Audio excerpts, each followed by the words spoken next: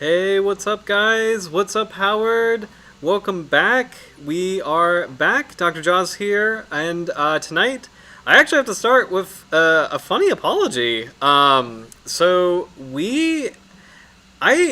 We've done so many sharks at this point that we're starting to get into the zone of I'm starting to misremember how many we've covered.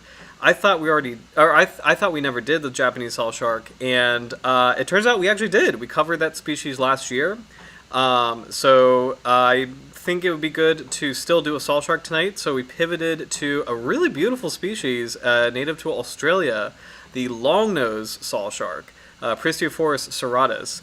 So it's kind of cool. I mean, it's kind of a fun problem to have, where it's like, oh wow, like this is stream number 56, shark number 56. So we started to get kind of like I can't believe I forgot that we did the Japanese Sawshark, because the Bahamas Sawshark was such a big deal that I thought that was like the only one we covered.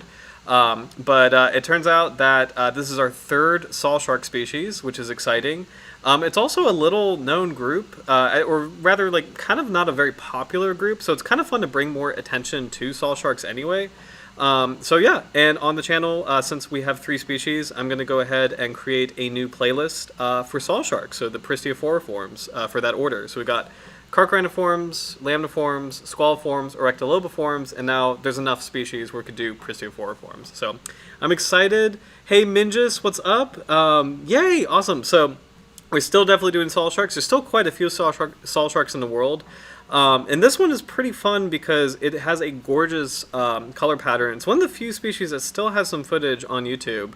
But what's exciting about tonight too is that there's actually a lot of cool research on this species, and this species kind of like being an anchor for Sawsharks in general. So tonight I think is going to be more of an actual like science night, less of a footage night, more of a science night, which I'm kind of looking forward to. I'm definitely in a study mood, but I hope you guys are doing well. Hope you had a great weekend. It's been pretty quiet on my end. I'm starting to try to be healthier as the new year continues. So I almost made a cup of cocoa tonight, and then I was like, I should be healthy. So I just have a glass of water. It's healthy. But anyway, so yeah, let's check this species out. I think it'll be kind of cool to start with this, and we have footage on it, but I just want to kind of highlight, this is a gorgeous pattern, and like I don't think we've seen a pattern quite like this, where like in any shark species in general, where you've got this kind of cool like these, how do I say this, like this kind of like these directional these very linear shapes towards the head, but then you have these like blotches on the side. Really beautiful combination of like dark brown and orange patterning. And then again with the Sawshark just being such a unique shape, it's really cool to see like this beautiful color palette, but then with a wild looking animal, as far as like you have the characteristic rostrum, which the Sawsharks use to slam against fish to peg them down and kind of cut them up so they can easily munch them up with their jaws. You have the characteristic barbels. But what's kind of fun, like, intro question for viewers, what is the difference between a sawshark and a sawfish? Because a sawfish is it's not a shark, it's a different kind of branch. And actually, YouTube is pretty confused by which is which. But can anyone comment in the chat, like, what are some of the differences between sawsharks and sawfish? It's a good trivia question. We covered it the last time we talked about Sawsharks. We did cover it a little bit, and I did pull up a cheat sheet, but I think I'm gonna leave it to the viewers as far as like what the difference is between those two, because YouTube is absolutely confused. It's unfortunate that there's a lot of videos that are of sawfish, and YouTube mistakes it for Sawsharks. But I had a couple other photos. This is the same species, but there was some really beautiful photos that I had. This is actually still a pretty good one, where you can see that very distinctive coloration. And like I'm really focused on this feature behind the head, where it's just like I've never really seen a color pattern like that where it's just very it just is like I wish I had better color terms, but it's like you could feel like a direction, like, you know, just like it's very directional, whereas these are just like blotches and bars on the back of the body. But it's kind of like, this might sound really weird, but it's almost kind of like, you know, like a hot rod in a kind of funny way. Like this is just a streak. There we go. It feels like the head has like these like beautiful streaks, and kind of like in parallel with the rostrum. It's really such a cool color palette. So Howard, I definitely agree. It's amazing coloration. Oh, hey, Quackers, welcome to the stream. It's great to have you.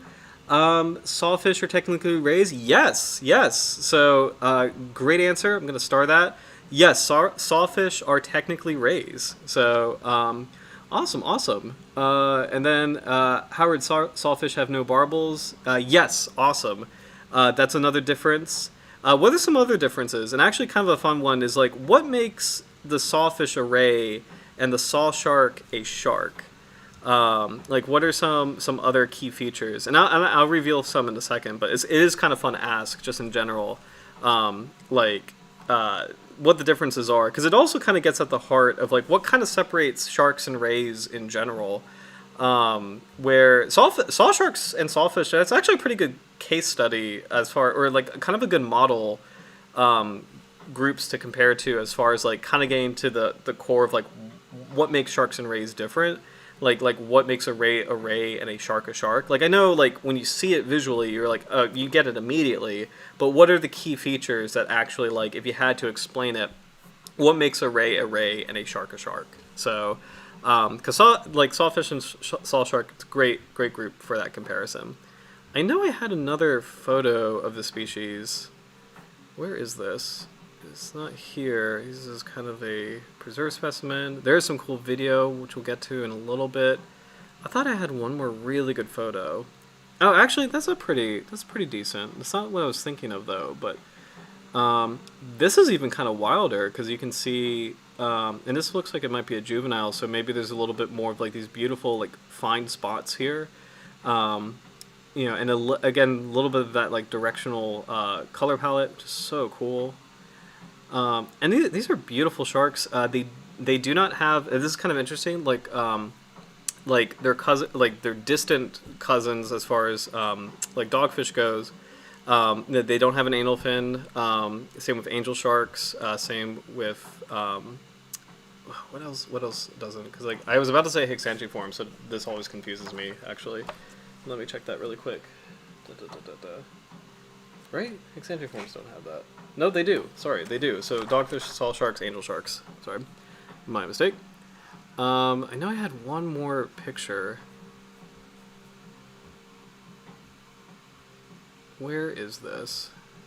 And I'll check the comments in a little bit as far as color. Well, I guess that was it as far as pictures go. Let's see. Yes, Howard, awesome. I'm going to star that. Sawfish gills on the other side of the body. Yep. And quackers, yes, sawfish, that's actually a really good difference. Sawfish get crazy big, like 20 feet, saw sharks are itty bitty. Yes. So both are true. So as far as like the actual, like, if you wanted to do like a scientific, like as far as like physical features, yes, the gills on the underside of the body is a characteristic ray feature. All rays have gills on the underside of the body, so awesome, Howard. Like, that's exactly what it is. And then, like, sharks have their gills on the side of the head. So that is the major difference between sharks and rays in general, is that the sharks have the gills on the side, rays have the gills underneath. Quackers, you're absolutely right about the size difference, though. All saw sharks are pretty small, they're pretty compact, and sawfish get insanely huge. And you're right, like 20 feet is actually, like as surprising as it sounds, that is actually a reasonable size for some of the larger sawfish species, which is super cool. So to kind of like do another kind of cheat sheet, or I pulled up a cheat sheet as far as the differences go. There's a really cool subtle one between them where saw sharks have irregular teeth, where they'll have long teeth and short teeth intermittently, whereas sawfish, which is the ray, have pretty evenly spaced teeth and evenly sized teeth. So sawfish actually have pretty even teeth, whereas saw sharks have irregular teeth, like big and little, intermittently. So, and then the last thing is that, and this is another big feature as far as like how you could tell a shark apart from a ray, because like most sharks and most rays, totally easy. But then when you get to things like angel sharks, which are flat, and then like this is very confusing, guitar sharks, which are rays, they start to blur the lines of like, oh, what's the difference? So one of the key features is that for saw sharks, like all sharks, the head is separate from the pectoral fins. Whereas in saw fish, like in all rays, the head is actually fused to the pectoral fin. So there's more of like a fusion going on, and the gills are on the underside of the body. Whereas saw sharks and all sharks, the head is definitely distinctly separate. There's like a notch between the head and the gills, and then the actual pectoral fins. Angel sharks fall into that definition. Even though angel sharks are flat, they have a clearly distinct head that is separated from the pectoral fins. And then guitar sharks, or guitar fish, which are rays, even though they look pretty sharky, their head is pretty smoothly fused to their pectoral fins, so which is a characteristic ray feature. So those are some of the cool differences, but honestly, like, you guys really got it, which is awesome. I love the comments. That's actually really incredible. So thanks, guys. This is awesome. So hey, Roy, what's up? Welcome back. It's good to see you. So yeah, I explained earlier, I did not realize, and I realized too late actually, that we did the Japanese Sawshark last year, which it took me by surprise. I was like, oh my gosh, I thought we just did the Bahamas one. So we pivoted a little bit to the Longnose Sawshark, also known as the common sawshark. This is Pristiophorus cirratus, which is a beautiful species that is native to Australia. So I'm excited to dive into it, and there's a lot of cool research with it. I think before we get started, I did find a really cool sawfish clip just for fun. So this is a short of a sawfish in a lagoon. And this kind of stuck out to me because I used to live, as many of you already know, I used to live in Florida, and I used to live kind of in an area that had mangroves and like shallow passageways. And this particular clip really reminded me of that. And it's just really cool to see this beautiful sawfish, which is the ray, cruising in such shallow water. I mean, in this part of the world, like as far as like the east coast of the United States, sawfish are very rare. Like they're critically endangered, or they're actually probably the most endangered elasmobranch on our coastline. You can make an argument for hammerhead sharks and sand tiger sharks, but I would say like sawfish are probably the most endangered elasmobranch on the east coast of the United States. And like, I mean, I can't think of anything else that's quite as perilous as the sawfish that we have here. But it's just really cool to see just this clip of sawfish just in shallow water, just cruising and doing its own thing. So I thought that was really cool. So I just wanted to take a look at that. But for Sawshark, there's one YouTube video featuring the Longnose Sawshark. It's like a research project in Tasmania. There we go. It's a little shot of the species. And we'll get to see it in the water as well. But you can see a brief glimpse of that beautiful color palette. Oh my gosh, it's a gorgeous shark. And they're doing, I think that's a, oh no, that is a satellite tag. Oh my gosh, look at the markings on this thing. This is so cool. Pretty reasonable size for saw sharks. The rostrum's getting tangled in the net. They're putting it in this tank to make sure it gets some oxygen over its gills, make sure it has some water, so make sure it calms, its stress level calms down a little bit. It's a pretty cool clip from Save Our Seas Foundation. So very cool. Definitely liking and subscribing to that. And then they're going to release this guy. It's a pretty nice tank on this boat. A lot of other, you could get a glimpse of like a lot of other fish and shark species. Oh man, beautiful shark, beautiful fins. And yet, so small. Very, very, very cute little guy. And we should get some underwater. There we go, some underwater footage. So the satellite tag, I believe this is the kind of tag system that will pop off at some point. So the shark will not be permanently attached to this tag. So this will monitor its movements through the water column. And there's a seal or sea lion. The tag will monitor the shark's movements, and then it will pop off at some point. So it won't be permanently attached to the shark's body. And it will float up to the surface just to kind of give a reading. But this is really good footage of like just that beautiful color palette in light or in life. This is so cool. It's pretty big dorsal fins, pretty large dorsal fins for the size of the body. And actually, those dorsal fins are equally sized too. Let's make this full stream just for fun. Or full screen. Can't speak tonight, it's Monday. But just for a better view. As you could probably tell from the body, this is definitely a benthic feeder. You can actually tell really well in in this clip. You can see that little line right there. I believe those are keels on the body that are kind of like make the actual like the underside of the saw shark is like unusually very flat compared to a lot of other shark species. So again, kind of indicative of this species' life as like a benthic predator, so spending most of its time on the seabed. Man, it's a gorgeous animal. I love the patch behind the head. It's so cool. And it's actually interesting to see the caudal fin too. It's like a single blade with a notch. It's not really one or two distinct lobes. It's just this kind of like this smooth, beautiful, billowing blade. So, and like the design of Sawshark are so cool because it's like those barbels are like sensory barbels, and they're just so accentuated. There's very few shark species that look like that. You have like some dogfish having barbels, nurse sharks having barbels, but nothing as dramatic as saw sharks. So it's just really cool to see just kind of the extreme features of like the rostrum and the nasal barbels, and it's just like also just a beautiful shark in general with the color palette and the fins. So very, very cool.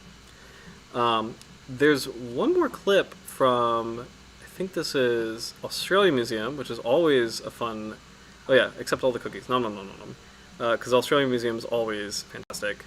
We love the Australian Museum. So let's see. Here we go. Look at that. So this is great footage of the shark. See how it's like patrolling the seabed. It's next to a little ray. I don't know what species that is because I'm not very well versed in like Pacific rays, or even I mean, to be honest, like you know, I'm really good with Atlantic sharks, at least Western Atlantic sharks, I feel, but like Pacific sharks, it's a whole other ball game. There's so many like unique families and orders that are just like, oh wow, it's a lot to learn. So, but it's really cool, just kind of seeing it patrolling. I'm gonna see, can I slow this down? Does this have? I think this is. Yeah, I can. There we go. We don't really see a lot of Vimeo videos a lot, so let's see if the shark is doing anything. Sorry. In particular, that stands out behaviorally. So it's just kind of cruising along the seabed, making a pass.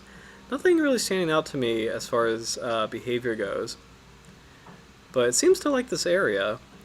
And it's cool to see like the barbels are at sort of like a 45-degree angle downward, where it's like, it's kind of interesting to see that the head is lifted up slightly above the actual seabed, like the actual mud, but then the barbels are angled 45 degrees downward. So maybe that's something that's like a feature that helps it, like maybe this is part of like its hunting strategy, or maybe it's just, you know, just how the barbels are floating in the water and there's nothing significant about it. But usually I feel like, I don't know, I suspect this is probably something to do with like it sensing potential prey items on the bottom, just the angle of the barbels. So, but one last note about this clip. This is really cool. This is a baited underwater remote video survey, or BRUVS, or BRUVS. I don't know if people say BRUVS, but these are really cool. You can monitor a lot of shark species with this kind of survey because a lot of sharks are scared of divers.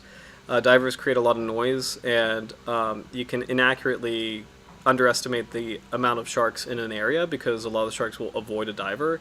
But if you leave this like remote underwater video survey in the water and there's no divers with it, it's just this stationary apparatus. A lot of animals are very comfortable coming close to it, and you can get some really cool footage and see some really cool things that you didn't expect would be in the area. So this is a relatively recent field, but it's becoming more and more popular, and there's been a lot of cool uploads just online as far as like BRUVS videos. So I definitely recommend searching for them. Just as there's some really cool ones with like great whites and tiger sharks. But I'm really happy to see one with our Longnose Sawshark. Very cool, just patrolling the seabed. Very, very cool. And you can see common sawshark is a commonly used English name. It's the same species, same scientific Latin name. Sharks of the World, which uses, I think they use FAO, which is kind of like, in my mind, it's kind of like the English standard of English shark names, or like shark names in different languages, like English and French. They say Longnose Sawshark, so I'm just going to stick with Longnose Sawshark. So, but a lot of cool things to review tonight. I just want to catch up on the comments. So, oh shoot, audio is getting fuzzy. Oh man, with my new audio setup, it's still not really working. Sorry about that. That sucks. So I think unfortunately it might be time. I might need to get a new computer. That sucks. So, but it's nice to see comments. Saw sharks are so teeny and cute. Oh, cool, Roy. Interesting comment. Sawshark kind of looks like a smoothhound from afar. I could definitely see that, mostly because of the dorsal fins. They're kind of equal size, so very cool. So, oh, nice. I think the ray might be a filler ray. Possibly. I'm not. Let's see if I can Google that really quick. Filler ray. I know Google is usually the enemy of the stream, but. Oh, you know what? Roy, you might be right. Let's see where this lives. I'm just going to check Wikipedia, which I'm ashamed to say is actually a pretty good, quick and dirty resource. Australia. Eastern and southern coast of Australia. So this actually, Roy, you might be absolutely right that ray in the video is a fiddler ray because it is overlapping in distribution. It looks really similar to the ray in the video. So good call. Good, very good call on that. Let's check one more time because I'm kind of curious. What's fun, by the way, just as far as any kind of fish identification, just making sure like you have the coordinates, if you will, or like the location of where you see an animal. It's so important because it helps eliminate a lot of similar looking species, especially with fish. That's like the first rule in fish identification is just like what is the range like, and it's really cool to see that the fiddler ray totally checks out because it's native to southern Australia, which is the Sawshark's distribution. So awesome, Roy. I'm gonna actually start that because that's fantastic. Quackers, the audio has always done a thing where it randomly gets buzzy. Yeah, it's really annoying because unfortunately, I think it's a bandwidth thing. So I don't know if I have to, and I think it's honestly a bandwidth thing just with my particular computer, which I love this computer, but I try to troubleshoot that this year, but I will keep working on it. I promise. And I apologize for like the interruptions with that. So, Fiddler Ray's Guitar Shark soon will have a band. Yeah, absolutely. Oh my gosh. So let's check out, I think the Save Our Seas, this was where the video was from. So let's check out, really briefly, IUCN Red List. I'm kind of shocked to see that Sawsharks, for the most part, are doing okay. So let's compare these really quick, because sawfish are not okay at all, but sawsharks are doing pretty okay. Pristiophorus. So if we look up the genus of sawsharks, which is Pristiophorus, least concern, near threatened for Longnose Sawshark, but everybody else is pretty good across the board. The African dwarf sawshark is fine, tropical sawshark is fine, southern sawshark, Bahamas sawshark, Japanese sawshark. the common sawshark, which is our species tonight, those are doing pretty okay. I forget what sawfish is. Is that Pristis? Pristis. Alright. If we check out Pristis, which is the sawfish, large tooth sawfish, critically endangered. The small tooth sawfish, critically endangered. This is not a sawfish, Leucoraja. It's a skate, but it has Pristis in the name, which is why it came up in the search. But as far as actual Pristis, the large tooth and small tooth are critically endangered. The green sawfish, critically endangered. This is Malacora. Is that a crustacean? Don't know what that is. And that's a plant. So, other species. Pristis clavata, the dwarf sawfish, critically endangered. These are just things with Pristis in the name. So all the sawfish under the in the genus Pristis are critically endangered. So that group is extremely vulnerable. But sawsharks, Pristiophorus, are least concerned for the most part, except for Longnose Sawshark, which is near threatened. But that's really good. And I'm kind of curious if maybe size is a part of it, potentially, where maybe sawsharks possibly produce more quickly. And actually, as opposed to doing guesswork, just out of curiosity, I do want to check this really quick. Let's check out the large tooth sawfish, because I believe this is one kind of in my part of the world, if I have that correct. The map's not loading, so let's check out, I do want to check out why sawfish are endangered really quick. Blah, blah, blah, blah, blah. I won't read this whole thing. Historically, sawfish fins were considered among the most highly valued in shark fin trade, and this high value drove demand and increased exploitation of the species over the past decades throughout its range. Habitat loss and morphology of the rostrum, which makes them susceptible to capture in fishing gear, have also driven declines.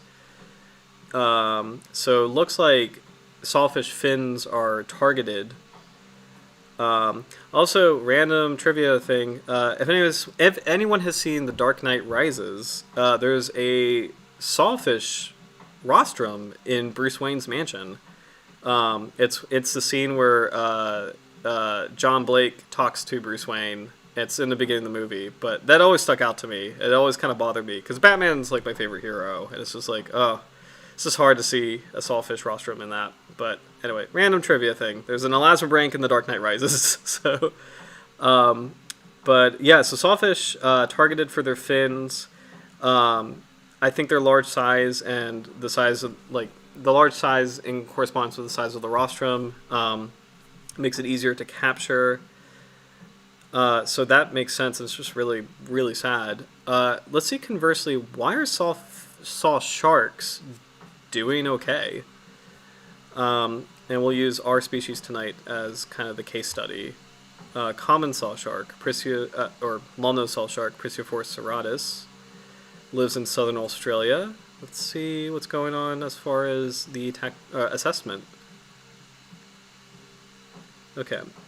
The common sawshark is a moderately abundant endemic species on the continental shelf and, to a lesser extent, the upper continental slope of southern Australia. The species is harvested over most of its range, but most of the catch is taken from Bass Strait by gill nets of a mesh size ranging from 6 to 6.5 inches, from southern New South Wales and eastern Victoria by demersal otter trawl, and Danish seine and the Great Australian Bight by demersal otter trawl. Common sawshark is currently actively managed with a total allowable catch of individual transferable quota. Current exploitation rates are assessed as annually and considered sustainable, and as such the species is assessed as least concern. Interesting. So for this particular species, it's managed very carefully in Australia. Let's check out another one, because I want to kind of figure out, is there maybe a biological reason why sawsharks are doing okay? Let's check out the Bahamas sawshark. Just out of curiosity. This one still blows my mind. I think it's so cool that we have a sawshark in the Atlantic. I just never thought that was a thing. So, it's so cool. Poorly known.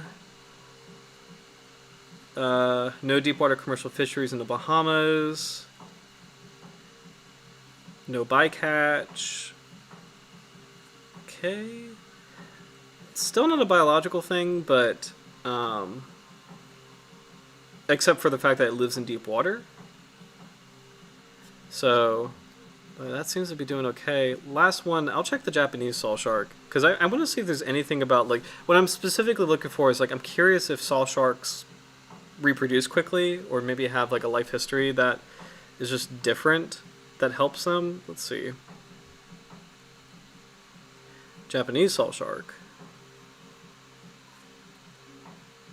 Does live in deep water. It's uncommon in bycatch. Discarded in Japan. Retained in South Korea, China, and Taiwan. Significant refuge at depth. Okay, so maybe saw sharks, because like sawfish live in shallow water, I believe, and saw sharks live in deeper water, so that might be the thing. Interesting. Because I know sawfish. I'm pretty sure I'm not making that up. I'm pretty sure sawfish do like to be in shallow water. Let's check out the large tooth sawfish really quick.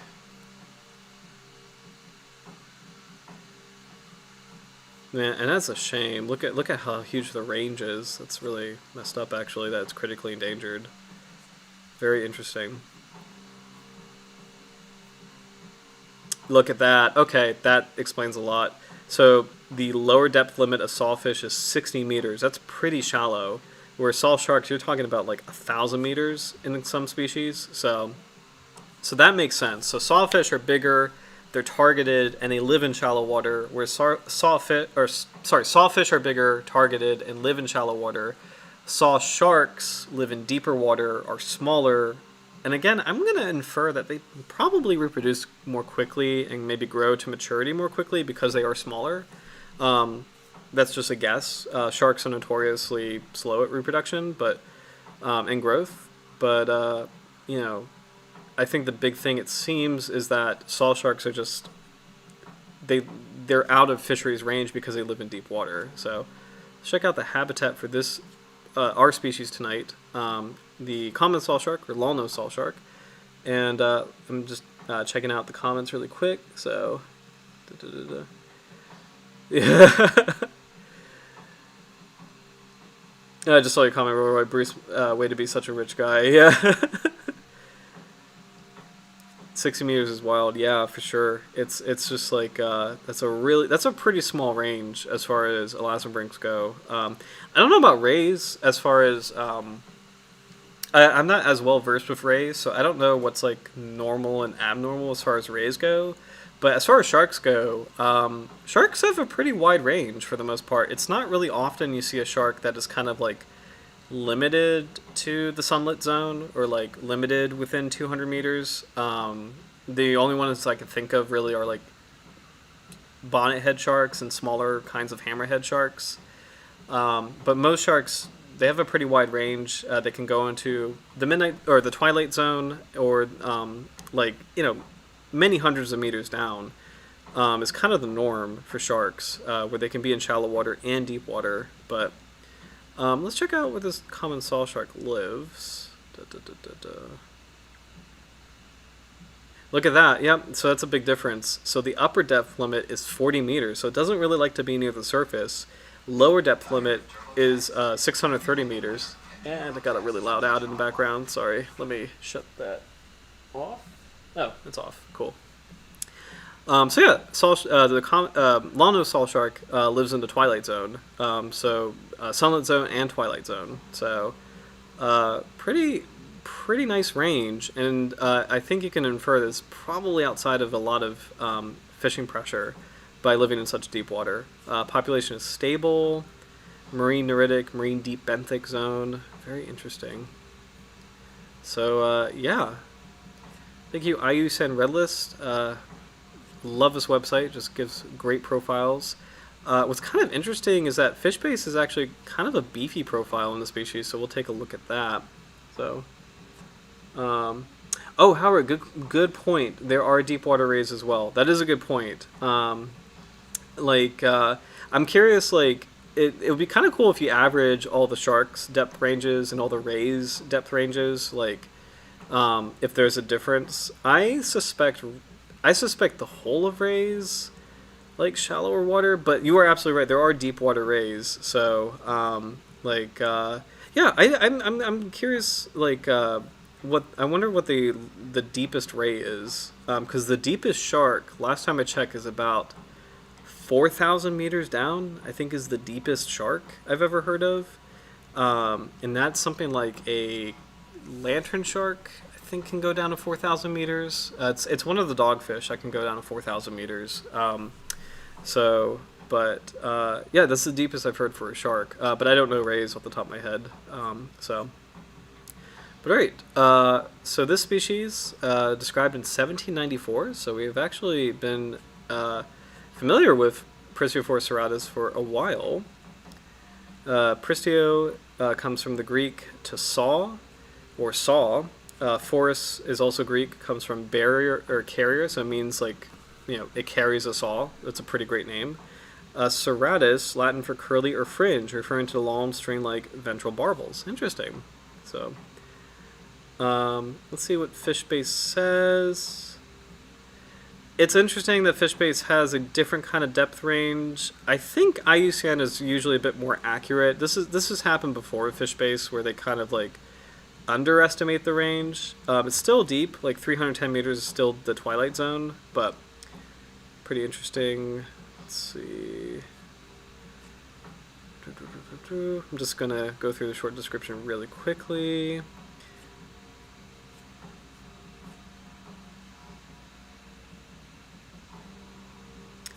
Body pattern, dark blotches, mostly darker bands. Yeah, these are pretty detailed description of like what makes this species different from its cousins. Oh, form schools. Interesting. I kind of suspected sawsharks to be a bit more solitary, but I didn't realize that sawsharks actually gather together, so that's really cool. So found on the continental shelf and upper slope, forms schools, feeds on small fishes, including cornet fishes and crustaceans. Ovoviviparous, am I saying this right? Ovoviviparous. That one always throws me off. So that means shark lays eggs inside the body, and then the eggs hatch inside the body, and the hatched sharks are born later. So it's a very unique reproductive method. With 3 to 22 young in the litter, it's a pretty good size. Size of birth about 31 centimeters, may live for more than 15 years. So that's actually, I'm curious if they have more of an age of maturity, but that's actually a pretty okay size of as far as pups in the litter. So as a comparison, if you compare to something like a sand tiger sharks have 1 or 2 pups per litter. So pretty big difference. So, oh, here we go. Yeah. I just saw this. Males mature at about 97 centimeters. Mature females appear to breed every 1 to 2 years, carrying from 3 to 22 young, with about 10 being the average. After 12 months gestation, the pups are born in shallow coastal areas. Very interesting. So, if it's once a year, that's actually very good as far as sharks go. If it's once every 2 years, that's a little bit on the not so helpful side, but again, the species is least concerned. So I think the music paused. I'm just gonna turn that back on for a second. Sorry about that. I'm gonna replay this clip, by the way, while I fix that, just so there's something nice on in the background. 1 second.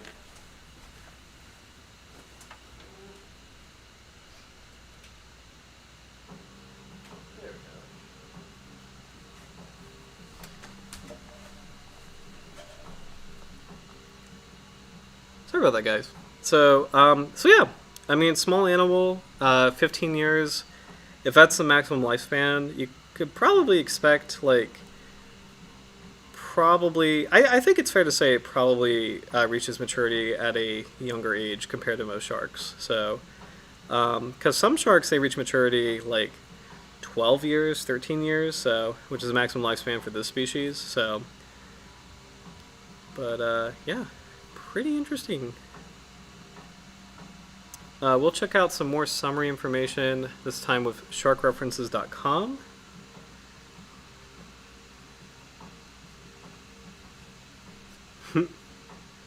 Oh, right, interesting. I just saw your comment. I think they hang out together with white-tip reef sharks. Very interesting. Wow, I did that. That's actually really cool. Do white-tip reef sharks? Let me look that up. Actually, Trinodon. Hold on. Obesus. There we go. I didn't realize that white-tip reef sharks live in southern Australia. I know they're Pacific, but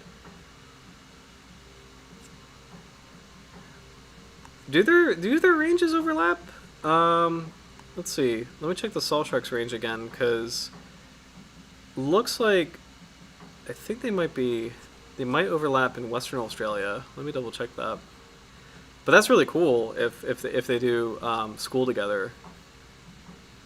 Okay, look at that. Yeah, so there might be some overlap in Western Australia as far as the ranges go. That's pretty cool. So, for sharkreferences.com, oh, this is cool.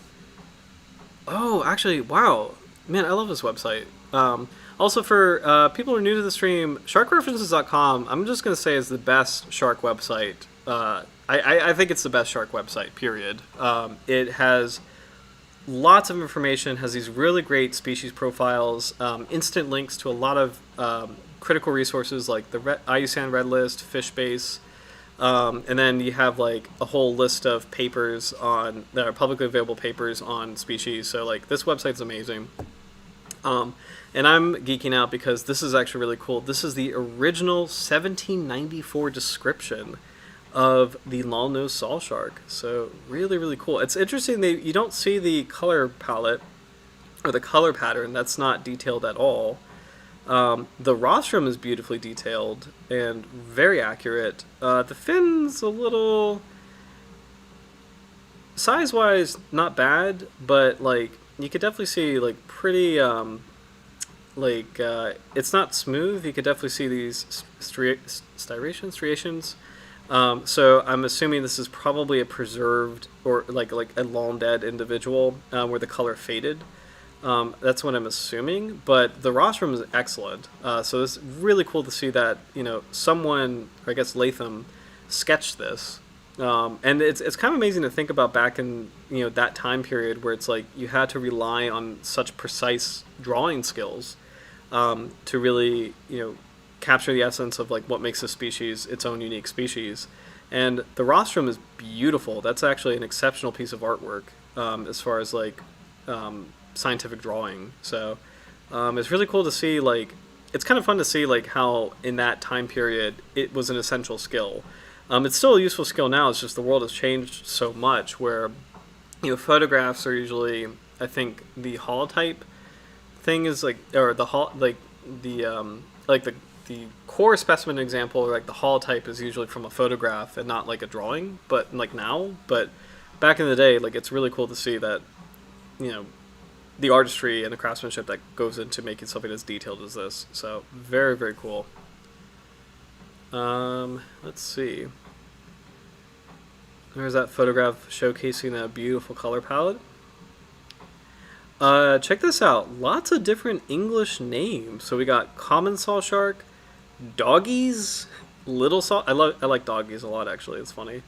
Little sawshark, longnose sawshark, sawdog, sawshark, and southern sawshark. Now this is pretty interesting to see. So I mentioned earlier that sawsharks lack an anal fin, just like dogfish. Dogfish lack an anal fin. And it's kind of interesting to see that doggies and sawdog, like as far as English names for the species, like it's kind of interesting to see that Pristiophorus and squaliforms, they share some features together, and it's kind of funny to see as far as English names go.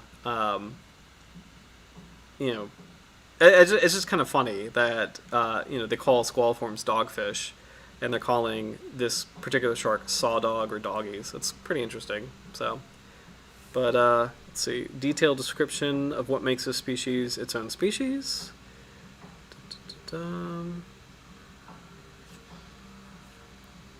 Honestly, I think that color palette is pretty distinct. I feel like that would be the thing to delineate it from other species. So We've got some biology notes. I want to see if there's anything new. We have lives for 15 years. Pups are born in shallow coastal areas. Pretty much the same notes from fish base. Same depth range too from fish base. Let's see. Oh. I'm curious where this link takes me. Okay, so a SEM, I believe it's a, and correct me if I'm wrong, because this is like high school biology or bachelor's biology. SEM, that's a scan electron microscope. I'm ashamed to say I forget what that means. It's some kind of standard electron microscope. I don't know if I have that right, actually. Please let me know what SEM means. Because I think it's some. I don't think it would be an electron microscope because this is like it's a big animal. So compared to like I don't know. Let me know what SEM means because I totally forget and I'm ashamed. I'm a biologist and I'm ashamed to not know or to forget what that means. But anyway, really cool detailed image of the rostrum teeth. It's kind of cool to see how different these are from a lot of shark teeth because they're very conical. And I mean, yeah, actually, they're pretty conical, not really a blade. Definitely terrifying stabbing teeth. These are teeth in the jaw. Great photos of this, actually.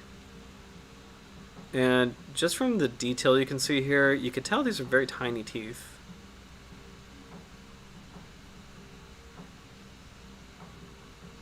It's kind of interesting to see it's a broad base culminating in a nice little point, but it's not really a high crown. So it makes sense that this shark eats fish, but probably gobbles up some smaller prey items as well. Very cool. Great images, beautiful quality actually. Like, in fact, like I would not blame anybody like framing stuff like this, like in their home. Like it's actually gorgeous imagery. Like a shark enthusiast or a tooth enthusiast. Like a shark tooth enthusiast. These are actually beautiful images. So very cool.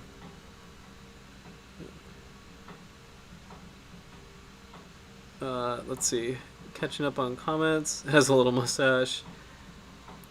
Oh, Roy, really cool. Like, there should be a book of historical shark drawings. Actually, yeah, that's a great idea. That's an excellent idea. Like, just compiling all of that. That'd be really cool. I'm kind of curious if maybe we should look up if that exists, actually, because that's a pretty fantastic idea. Let's see. Howard, great images. Absolutely agree. Very, very cool. Oh, hey, Minjas. I'm sorry. I hope you have a good night. I didn't realize you were leaving. So, yeah, it was great seeing you. And, yeah, glad to have you. So, hope you have a great night and a great rest of your week. And thanks for joining. So, let's see. So, I think that's all I had for the shark profile on Shark References. So we'll take a look at a couple other brief summaries, and I think we'll dive into some of the science, which I'm very excited about, because I previewed some of these studies, and they actually look pretty amazing. So first we're checking out Australian Museum. Let's see if there's anything else. Ah, here it is again. Doggies, Longnose Sawshark, Sawdog, Sawshark, Southern Sawshark, Doggies. I wonder if Doggies is if that's like the uniquely Australian name. That sounds like kind of an Australian thing to do, actually. Like now that I think about it, like yeah, because it's like they call scratch tickets scratchies. What are some other Australianisms? Like there's a lot of little ones where yeah, I suspect that's the Australian name. That's pretty funny actually. Okay, so apparently there's 3 species of saw shark from Australia. The other 2 species are the southern saw shark, Pristiophorus nudipinus, and the tropical saw shark, Pristiophorus delicatus, recently described in 2008. That would be a cool one to do someday. Common saw shark. Oh, these are new images, by the way. long tapering saw-shaped snout with 19 to 25 large teeth on each side. It is endemic to Australia. It's kind of cool to see like a species unique to Australia. Because like as far as like terrestrial animals, like you know, of course, like as everybody knows, Australia is just like absolutely unique, like unbelievable distinction in wildlife. Like when you think of like kangaroos and echidnas and like wombats and koalas and like, you know, it's kind of cool. Just like I would guess that the ocean is probably a little bit more homogenized because there's like less barriers. It's so cool. It's just cool to see like a shark that's endemic to Australia, which is a place famous for like pretty spectacular endemic wildlife. So.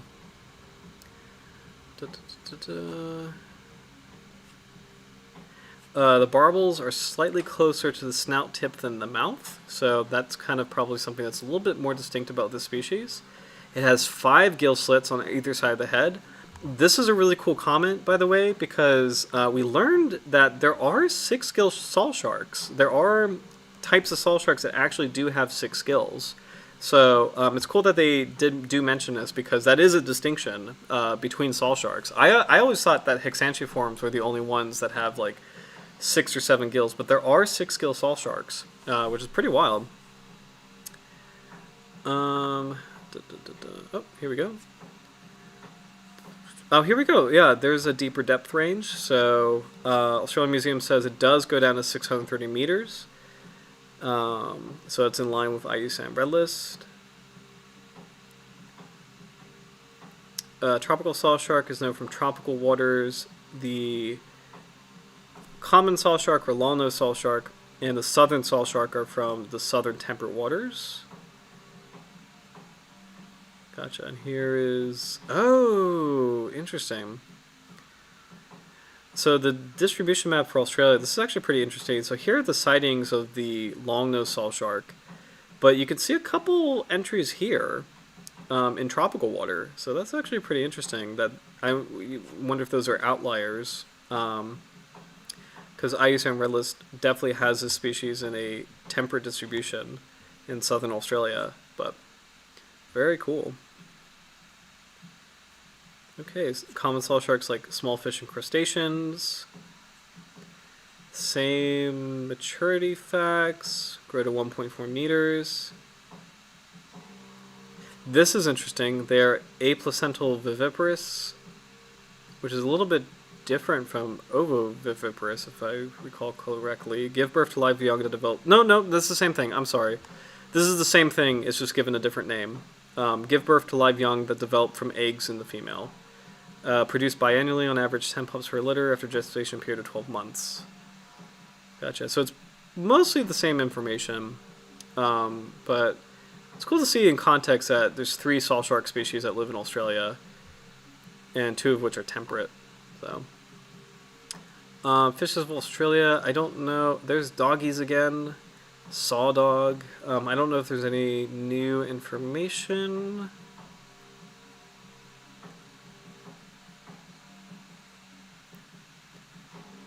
Video. I'm going to click this video of common saw sharks. It's probably the same clip that we saw, but I just want to check just in case. Yeah, it's the same clip.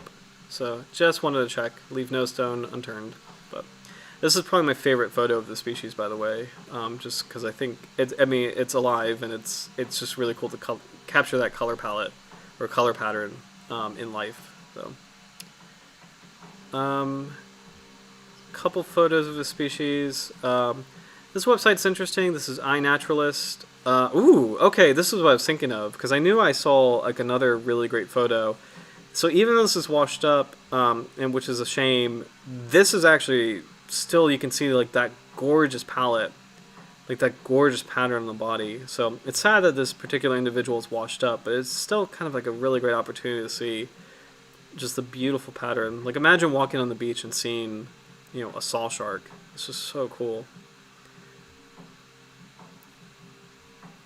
Great photographs.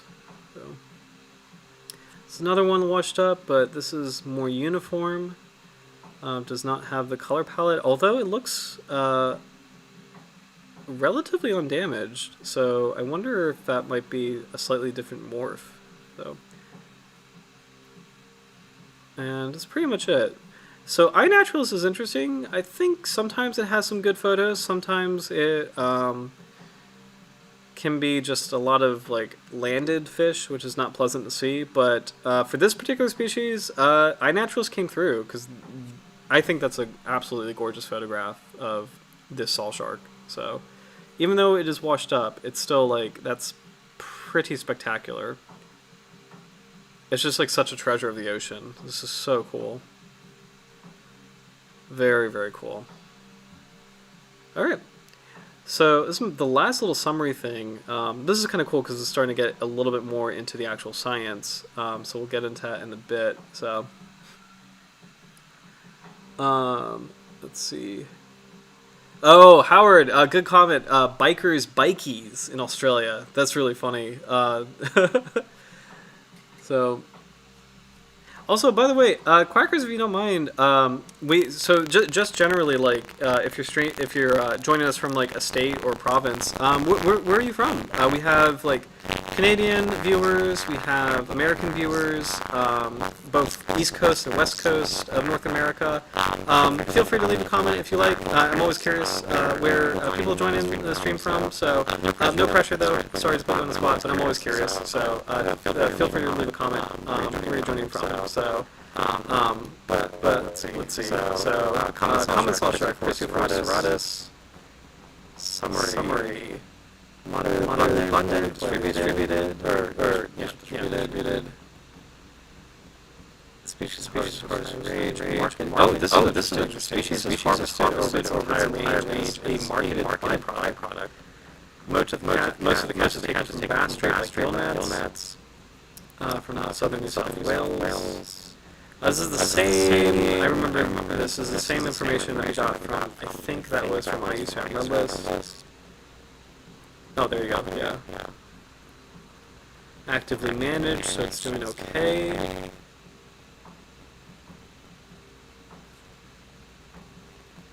Okay, this is a little bit new information. The common sawshark is moderately abundant with highest concentrations in Bass Strait. However, the biological stock structure is not known. Population abundance approximately halved off southern New South Wales and eastern Victoria from 2000 to 2006. However, the abundance varied greatly further westward in the Bass Strait over surveys from 1973 to 2008. Okay. Minor threats include capture in the shark gillnet fishery of Western Australia and fishing with long lines and other methods.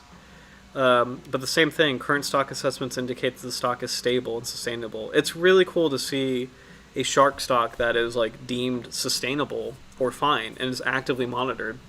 And again, Australia has done a lot of cool stuff as far as like managing its fisheries, as far as like, paying really active attention to shark conservation. So it's especially cool to see that with Australia, that there's a lot of there is attention on the species and there's an eye on this species. So I just think that's really cool. Hey, welcome from Texas. Very cool. Glad to have you. First Texan on the stream. Awesome. So very, very cool. Howard, yeah, lots of Cretaceous shark fossils in Texas. Yeah, really cool assemblages in the state. And also Texas has actually some pretty top-notch marine science universities. Corpus Christi, I think it is Corpus Christi. Like, I forget if that's Texas A&M, but there's a university on the Gulf Coast. I'm pretty sure it's Corpus Christi, but like, it's no joke. Like, Texas Marine Science, it's really good. Like, they have some really great schools for marine biology.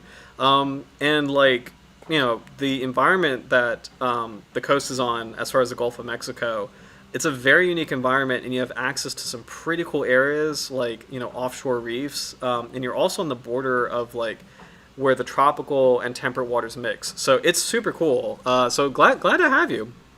Also, really random fun fact, but there's a couple different YouTube channels that I really love. They're very disparate. They're all over the place. Like one just random one is CGP Grey. Love CGP Grey.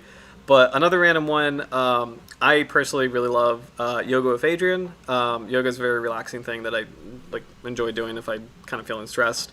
But she is from Texas. Her channel is like based in Texas. So just fun fact. And Jess, actually, our friend Jess, who's been on a stream a couple times, she used to live in Texas. So she actually did marine science in Texas. So yeah, so that's awesome. Welcome.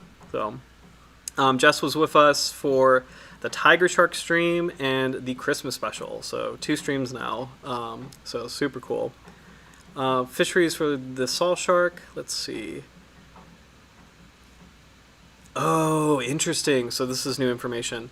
This Longnose Sawshark is taken as byproduct when targeting gummy sharks, Muscellus antarcticus. I think gummy sharks are not doing well. Let's double check that. Oh, they are doing okay. Okay, I got that wrong. I might be getting it confused with like taupe shark, gummy shark, Muscellus antarcticus, least concern. Interesting. Okay, so I guess it's okay. Why is the gummy shark okay? Because I thought I heard that species was not super cool. Like as far as like conservation. It's exploited over its higher range. Effective protection. Okay, so large breeding females are protected. Fishery is sustainable. Okay, so gummy sharks are okay. Interesting. Did not know that. I think I probably got it confused with taupe sharks. But it's interesting. So there's a fishery targeting gummy sharks, but the saw shark is captured as bycatch. Very interesting. Annual catches of saw sharks were variable over the years 1970 to 2006. Okay, interesting. Same depth range, 40 to 630 meters. So third time we've seen that 630 meters being the deepest depth. So very interesting. I kind of wish there was an actual as far as they have the size of maturity as far as size goes, but they don't have like age. And I think there's a paper that addresses that where I thought one of the studies I pulled up tonight was difficulty identifying saw sharks by age. So yeah, we've got a lot of cool ones for tonight. So let's see, we got practical key for identification of large fish rostra, the evolutionary origins and development of saw teeth on the sawfish and sawshark. I definitely want to do that one for tonight. Novel use of pop-up satellite tags and sawsharks. First evidence of multiple paternity hybridizations. A lot of cool studies with the species. That was our cheat sheet. Okay, I think I got that wrong. I thought I had something. Okay, so I definitely want to start with this one. There's a lot of cool research involving this shark, but I definitely want to start with this because I just think it's kind of fascinating. The evolutionary origins and development of saw teeth on the sawfish and sawshark rostrum. So, and it's kind of cool. It ties it all together because we were talking about both groups tonight, even though they're not the same. They're totally different branches as far as the lazarvinks go. I think this is going to be really cool to dive into. So, let me catch up on the comments, but let's see.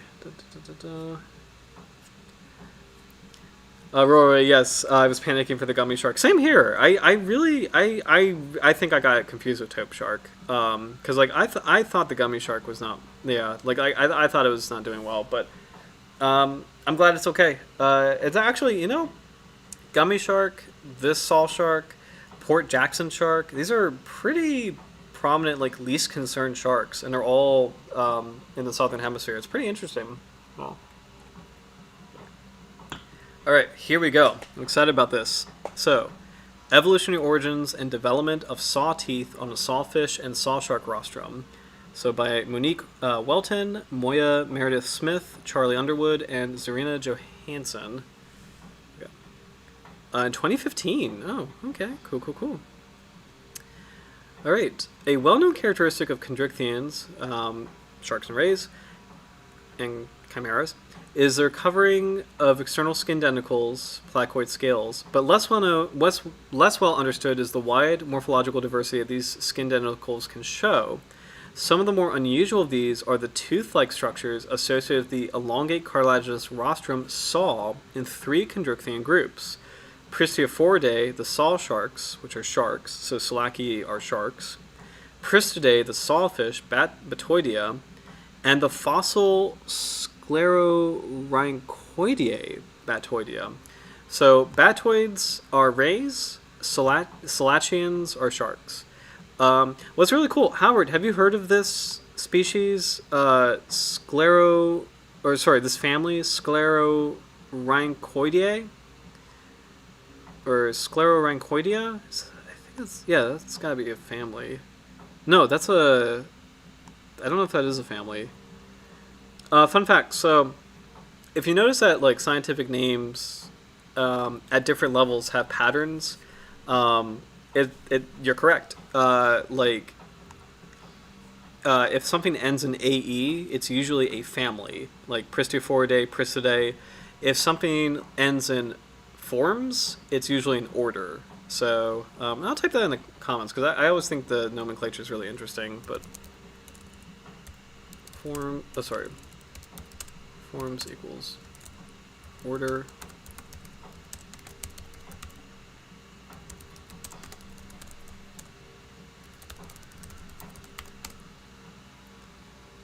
Okay, was it Day? Is it DEA?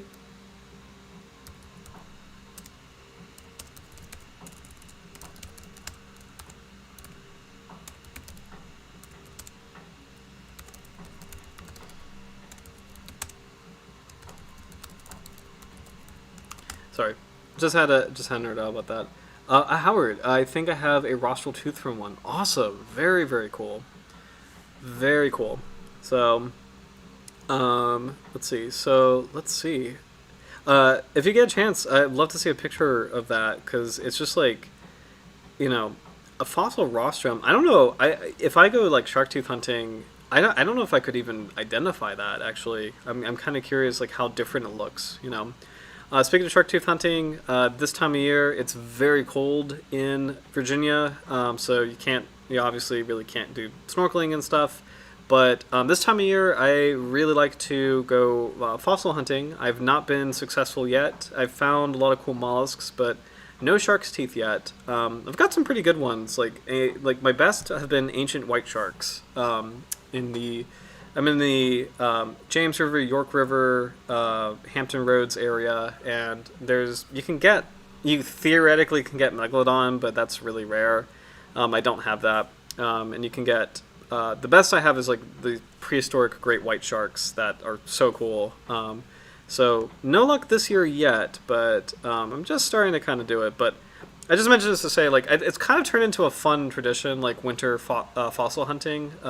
It's just like even though I can't go out in the water because it's too cold, like it's kind of fun to like still in a weird way engage with like sharks and it's like ancient sharks. So. Sorry, random tangent. Comparative, topographic, and developmental studies of the saw teeth were undertaken in adults and embryos of these groups by means of three-dimensional rendered volumes from X-ray computed tomography. This provided data on development and relative arrangement in embryos with regenerative replacement in adults. Saw teeth are morphologically similar on the rostra of the Pristiophoridae and the Sclerorhynchoideae, with the same replacement modes despite the lack of a close phylogenetic relationship.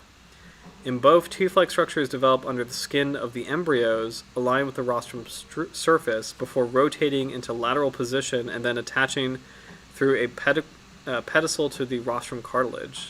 Oh, wait, hold on. So, okay, as the embryo is developing, the saw blades start developing under the skin, and then they start, as the embryo develops, they start to get into their like blade-like position.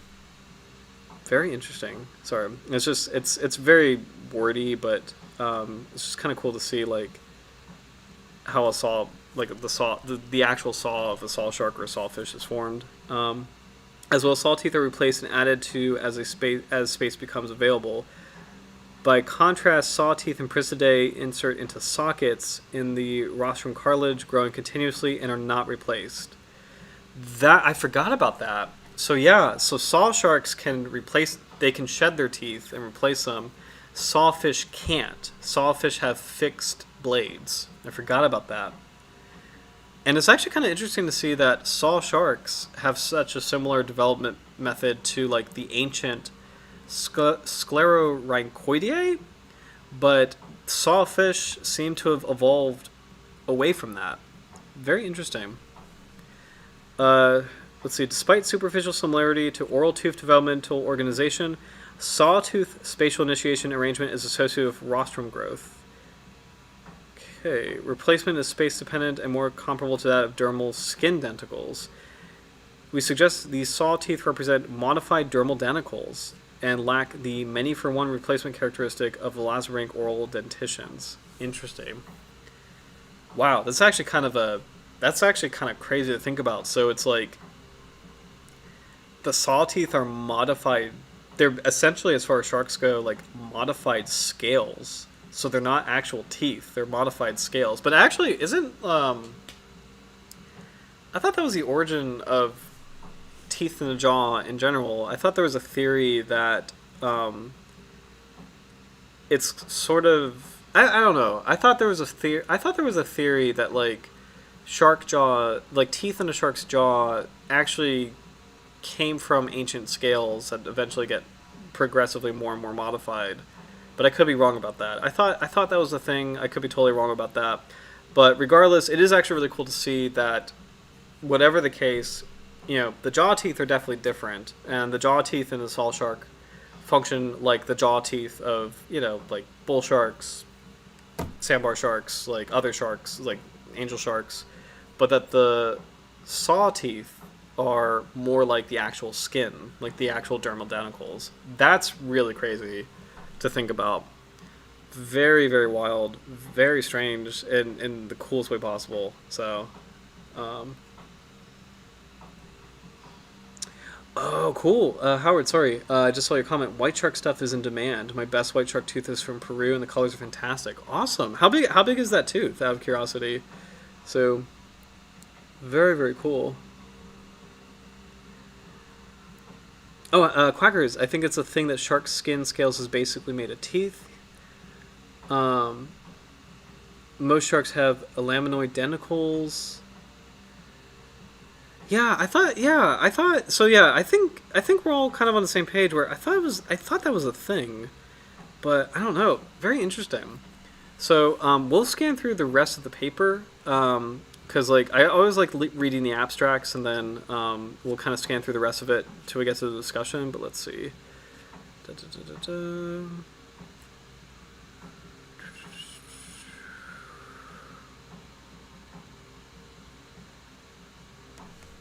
Many denticles may be highly modified, as in the case of dermal thorns of skates. That's true. Tail spines of stingrays. Oh, good point. Okay, this is really cool.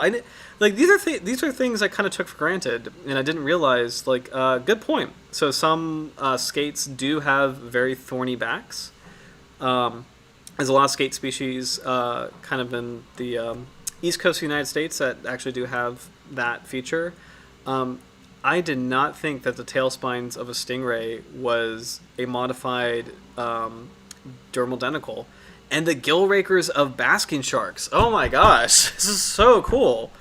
Like, these are things you just kind of take for granted, and but when you think about their evolution, it's like, oh my gosh, yeah, that makes sense. Like, these are just like super modified versions of the same thing, because the gill rakers are made of keratin, the stingray spines are made of keratin. That's crazy. That's really, really crazy.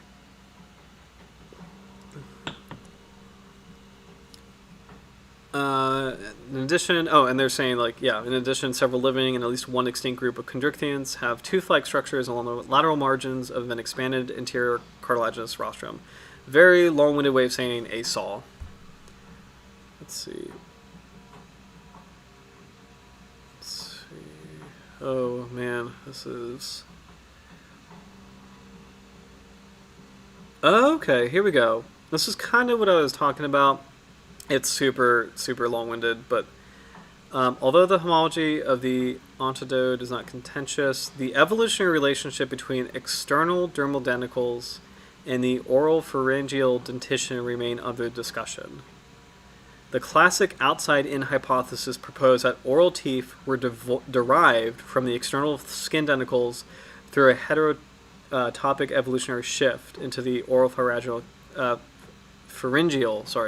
cavity. So that was what I was talking about. Okay, so I'm not crazy. I thought I was going crazy for a second. So yes, I thought I heard that somewhere that like like in shark evolution, dermal denticles eventually kind of like migrated towards the mouth, and they became super modified into like teeth, like the teeth in Jaws, like the first Jaws on Earth. Let's see. This implies that denticles and oral teeth share a common developmental toolkit, not only as morphogenic units, but also including the spatiotemporal patterning.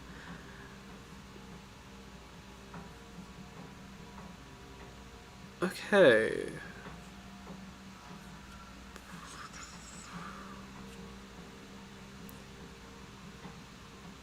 This is a really cool paper. Our goal is to describe these saw teeth and evaluate whether they replicate the ordering of oral dentitions, so as to provide a potential evolution mechanism for the outside-in hypothesis, whereby the oral dentition was derived from external denticles. The co-option of these denticles included shared. This is so cool. Okay. We won't really go into material and methods. Excuse me.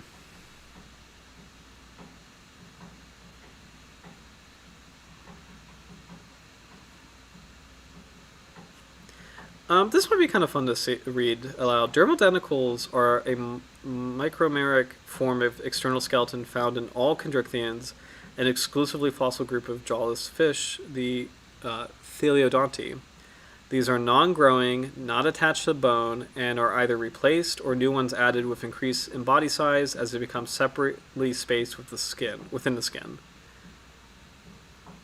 The development and structure is homologous with a single tooth, including the bony base that links into the dense fibrous tissues of the dermis, whereas teeth link to the fibrous perichondrium around the jaw cartilage. Interesting.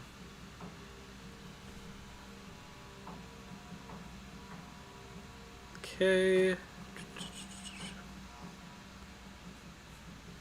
Okay. Oh, this is cool. Okay, here we go.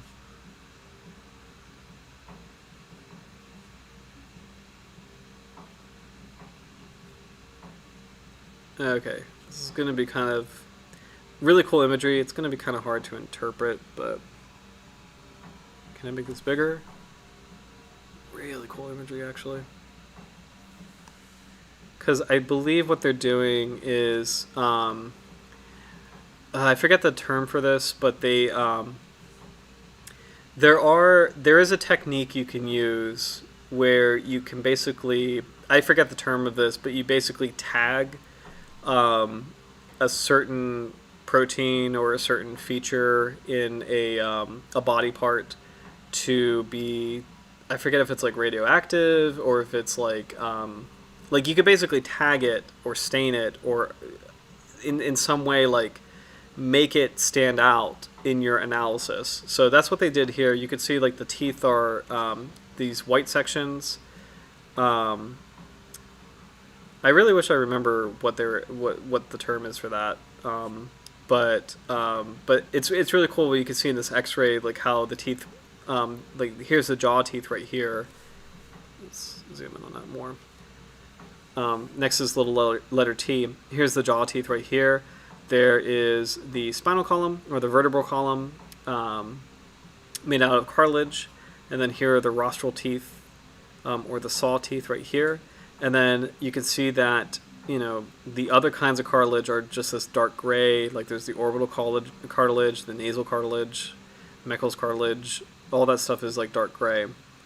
But the actual teeth are highlighted. So I totally forget what that is. It's actually kind of basic biology and I should know it.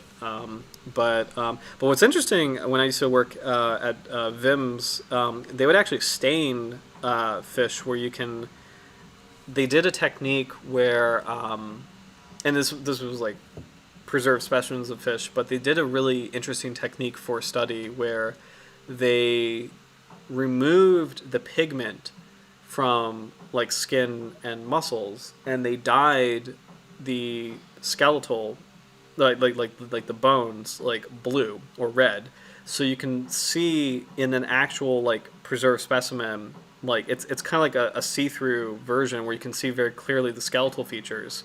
So everything is like, it's really wild to see, and I kind of have no idea how they did it, but you can see like just the skeleton of the fish, you know, and all like the muscle tissue and like the skin pigment, all of that is just like transparent. So it's still there. It's like, you know, still like the structure is still there, but like all the pigmentation is gone, so you can actually see into the skeleton. So very cool. I forget the technique. They did it with smaller specimens, so not really large fish, but this kind of reminded me of that. So very cool imaging. This is wild. I'm going to just scan through the description of these images just to see if I can make heads or tails of this. And if I can't, we'll just kind of move on, because we're almost at 10:30. Because I want to get to like the discussion on this.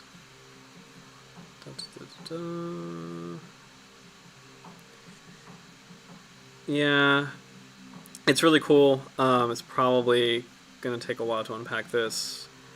But they're staining and identifying like these tooth areas for growth. Very interesting. Same kind of imagery.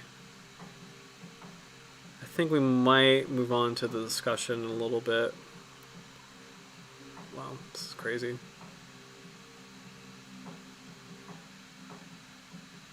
This is interesting. So this is the southern sawshark. So this is not the species we're reviewing tonight, but it is, this particular photo is from the other species that is in temperate Australia. Oh, these are great photos, actually. What is this? This is...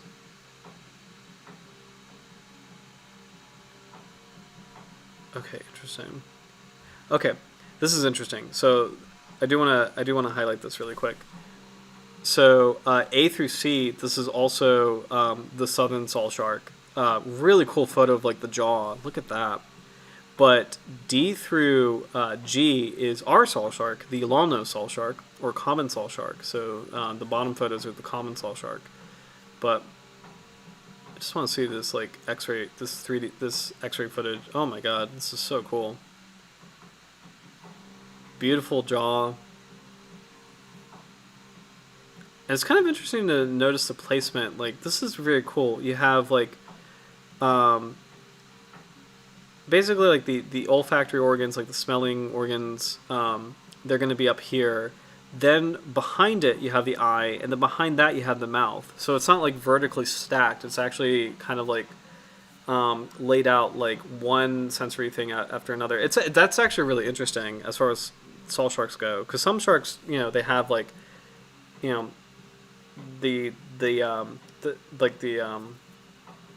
olfactory organs, like the eyes and the mouth, pretty closely positioned.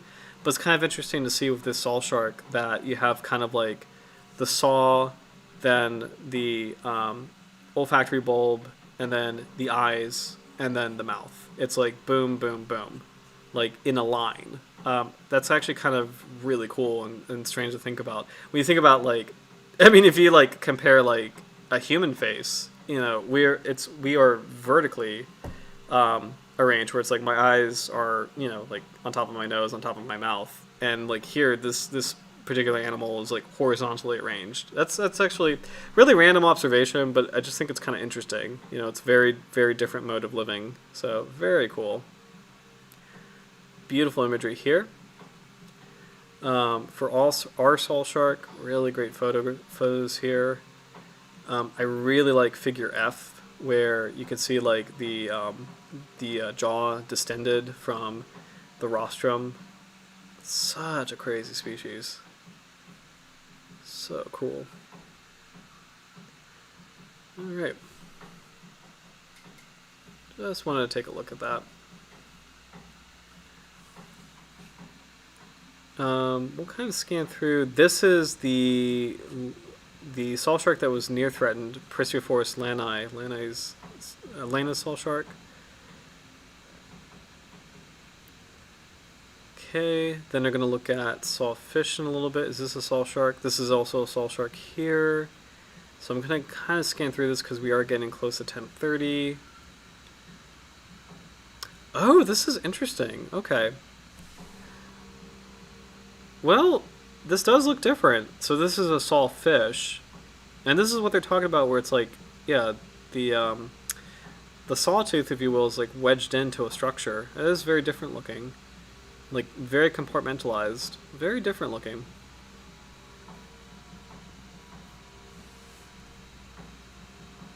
Oh, and here's the fossil. Okay, this is the fossil species right here. That's cool. Here we go. Oh my god, I can't even... How did someone even find this, you know? Like... But you can see the saw teeth here. We're actually really here. Yeah, you could definitely see the saw teeth right here. Here is the rostrum. These look like smaller, almost like jaw teeth that may have been pushed out, but I don't know if I'm looking at that correctly. Oh yeah, here we go. Here we go. Look at these. That's cool. Also, just like, shout out to whoever found this. Like, I don't know how you could even find this, like, in the rock. That's incredible. Wow, that's a prehistoric saw. Actually, I guess it's not a Sawshark, because they said it was a batoid. So it's a prehistoric something related to Sawsharks and sawfish. Prehistoric elasmobranch with a saw-like rostrum. It's very cool. Beautiful fossils. Alright. Sclerorhynchus atavus. That's the name of this. Oh, and they actually did a scan of it too. That's crazy.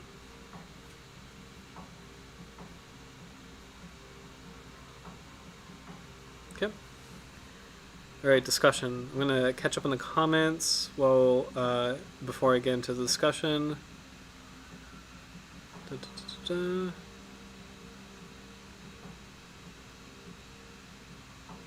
Oh, this is cool. Quackers, you've seen a video of that staining. Yeah, that staining technique. Very, very cool. Howard, lots of wows. Yeah, this is an amazing study. I'm really enjoying this. I've seen some like that from Morocco. Oh, cool, cool, cool. Very cool. Roy saw bat rays. It's like, this is so interesting. Like, I love this study. So interesting. By the way, since it is 10:30, I'll go through the discussion, but since it is 10:30, please leave a comment on what shark you'd like to see next week. I think my 2 cents, it's been a while since we've talked about angel sharks and bullhead sharks. So a couple cool ones would be like the Galapagos bullhead shark, or really any angel shark that's not a sand devil, because I'm pretty sure sand devil is the only angel shark we've ever covered. That's my 2 cents, but I'm cool with whatever. Please feel free to leave a comment on what shark you'd like to see next week. We've covered most of the laminiforms, so trying to branch out a little bit more, but yeah, please leave a comment. Let's see, so discussion. I'm just going to scan through this. Oh, this is crazy. Okay. Among chondrichthyans, an extended rostrum saw evolved independently at least 5 times.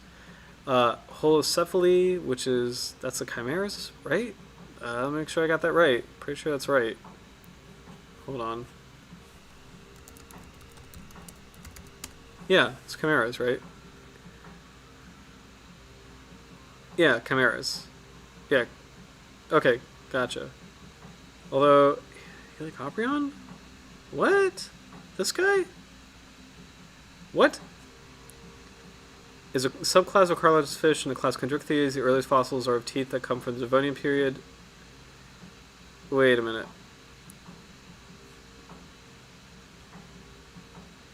Okay, chimeriforms, commonly known as chimeras, ratfish, or ghost sharks, include 3 living families and a little over 50 species of surviving holocephalans. Okay, yeah. So holocephalans are different from melazobranchs. Okay, that's what I thought. That's driving me. That was pretty wild. But I didn't realize that Helicoprion is a holocephalan. That's really cool. This is a prehistoric shark ancestor.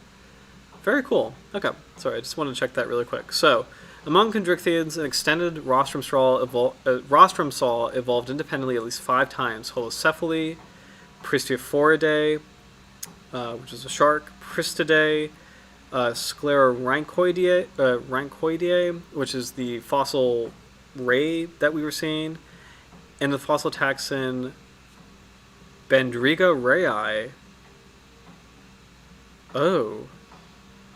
Oh, this one's weird. Hold on. I want to Google this really quick because it's an elazobranch and it says inserti sedis, which I think that means, I think it's a fancy way of saying we actually don't know what this is. Let's look that up really quick.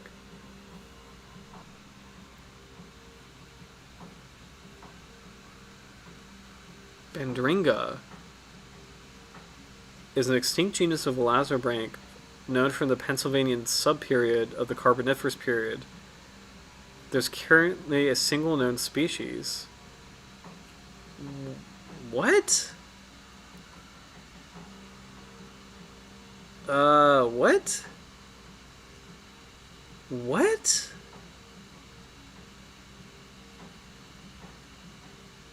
Oh my god.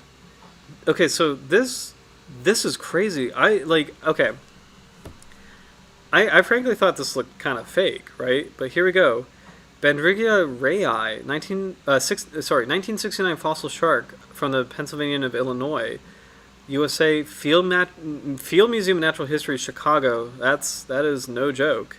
One of the most remarkable soft-bodied fossil deposits on Earth is the Pennsylvanian-age Mazon Creek Lagerstätte, I don't know if I'm saying that right, near Chicago, Illinois. In the Mazon Creek area, the Francis Creek Shale consists of concretionary gray shales. The Francis Creek concretions are composed of argillaceous ironstone and can be fossiliferous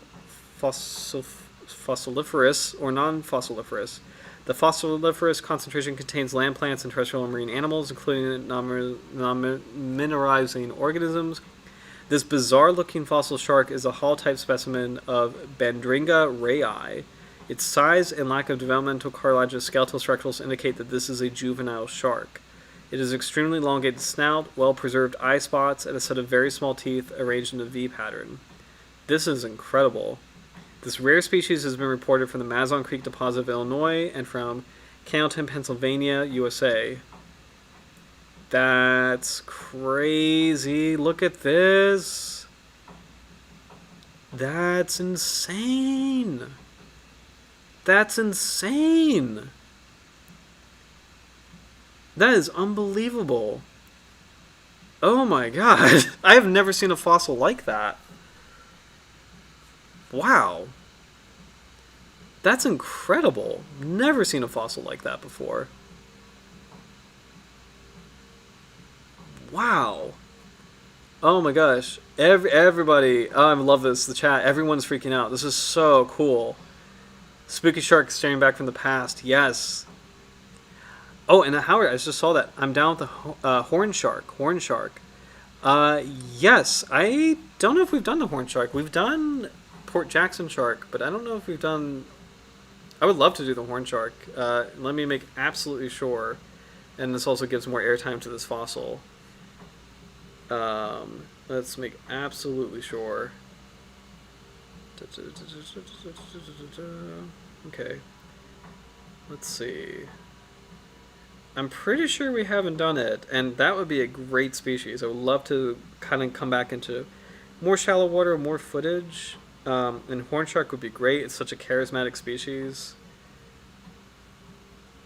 I think we're in the clear.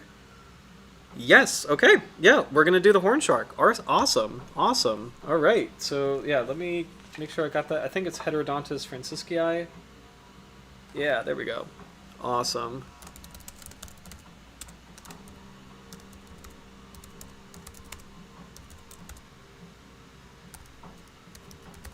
Or Francisci, sorry. Heterodontus francisci, named after San Francisco.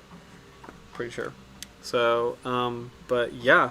So cool. Oh, yeah. Howard, I want it. Roy, no, I want it. That's awesome. That's so cool.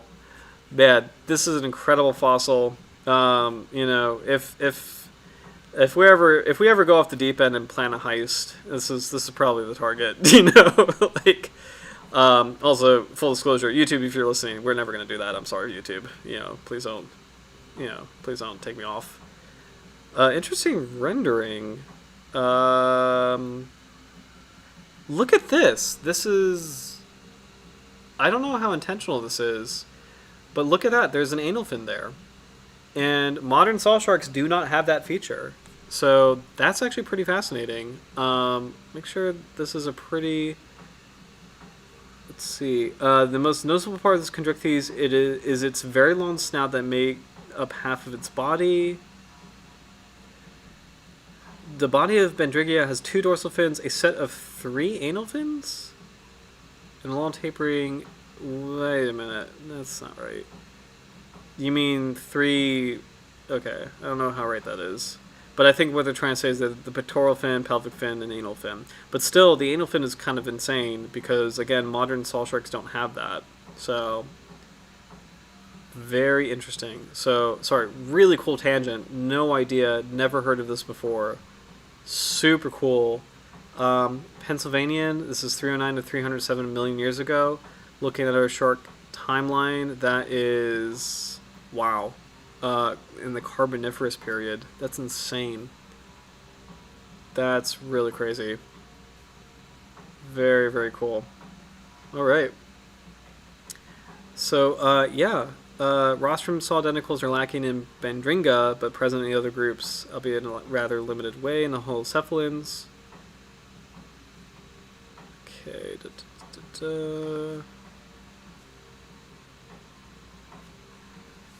This is a really cool study, man.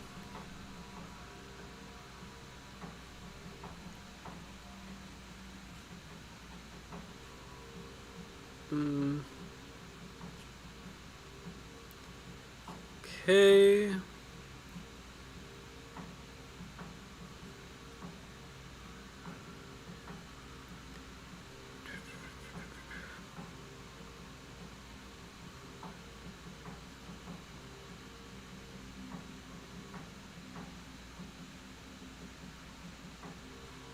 Just kind of scanning through this because I think this is more the nitty gritty, and I think they'll probably summarize what really matters in the conclusion. Okay.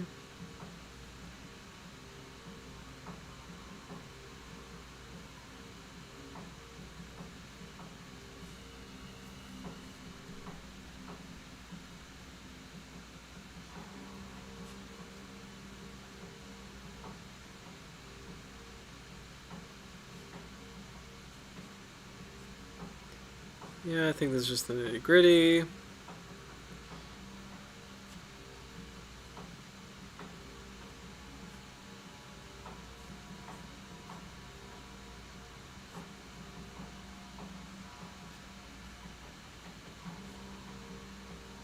Okay, conclusion. Yeah, okay, sorry. That was just a lot of detail. I think they'll sum up kind of like the real meat and the potatoes in the conclusion. So.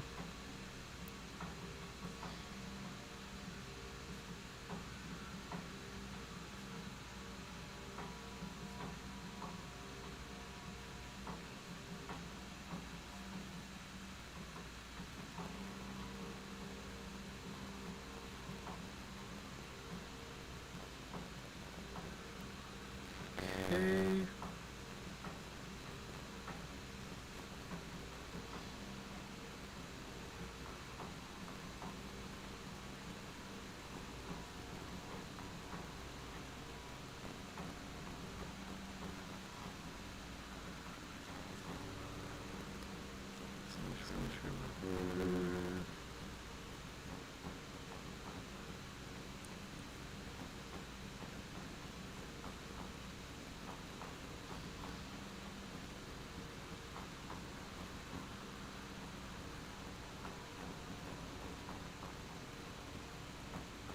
Okay.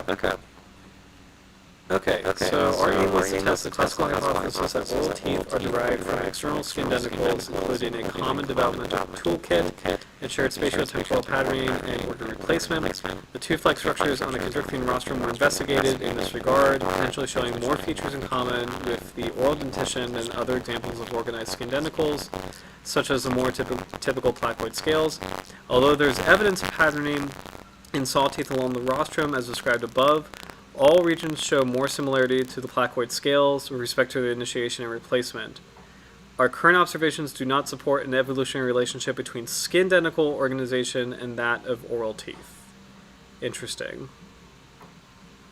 We conclude that denticles on each rostrum straw are specialized denticles of the skin, selected for functional adaptability as a feeding, prey-obtaining structure.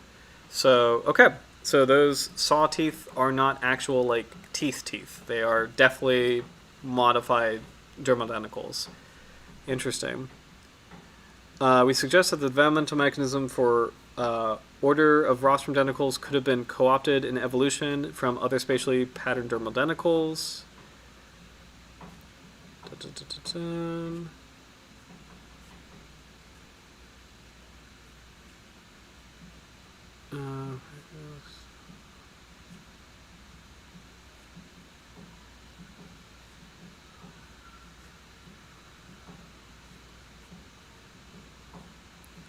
Okay, so, okay, very cool, very detailed, but the big takeaway is both the rostrum teeth are modified dermal denticles, like highly modified dermal denticles. They're more closely related to the actual dermal denticles on the skin than they are with the teeth in the jaw. And then, apart from that, for us, kind of selfishly, we learned of a new fossil, Bendringa. Like, that's actually really cool that I've never heard of Bendringa before. It's a very old shark ancestor, but that was a really cool study. It was an awesome gateway to some pretty cool science. So yeah, we have a little bit of time left, so just want to breeze through if there's something that we can see really quickly before we wrap up for tonight. Let's see. Roy, looks like a basking goblin sawshark. It's really funny. Howard, oh, interesting. Howard, Mazon Creek is not that far away. Interesting. Yeah, I mean, you know, the Mazon Creek heist. It is possible. Let's see. I kind of want to just scan these really quick to see if there's any cool figures. This is satellite tagging. I think this actually, the study might be related to the video we watched earlier. Yeah. I know we're close to 11, so we might wrap up in a little bit. Practical key for identification of large fish rostra. Kind of curious if there's anything interesting here.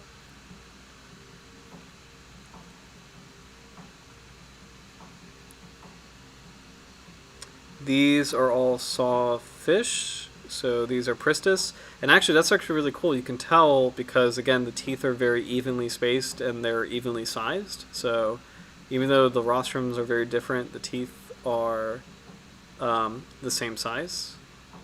It's a pretty cool little drawing. And then here are Sawsharks. They have the barbels. Howard, you mentioned that earlier in the stream. And then also the teeth are irregularly sized, so, and they are replaceable. So B is our species, and it's actually really cool. I know, I remember, I think it was Fishbase said that the barbels are actually a bit closer to the rostrum tip than they are to the mouth. And you can actually see that's pretty distinct versus Pristiophorus warreni. I forget which one that is. That one is... Oh, that's a 6-gill sawshark. That's Warren's 6-gill sawshark. So the barbels are closer to the mouth. Our sawshark, the barbels are farther away from the mouth. What are C and D? These are Pristiophorus delicatus. I think that's the tropical sawshark. Yep, this is the tropical sawshark. And then the last one is Pristiophorus japonicus, the Japanese sawshark. Gotcha. So as far as our sawshark, I think the longnose sawshark, the distinguishing features are that beautiful color palette or color pattern, and then the barbels are a bit closer to the tip of the rostrum. Very cool. Oh, some more sawsharks here. Wow, we got a lot. E is Pristiophorus mansii. I'm trying to remember what that is. I'm checking my copy of Sharks of the World. Let's see. African dwarf sawshark is E. Okay. Pretty unique rostrum, actually. Like little tiny teeth here.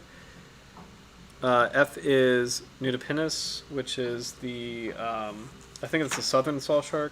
Yep, or short-nosed sawshark, but also known as the southern sawshark. And then the last one is the Bahamas sawshark with really long barbels. This is, I think that was the first sawshark we covered, which is really cool. So, let's see.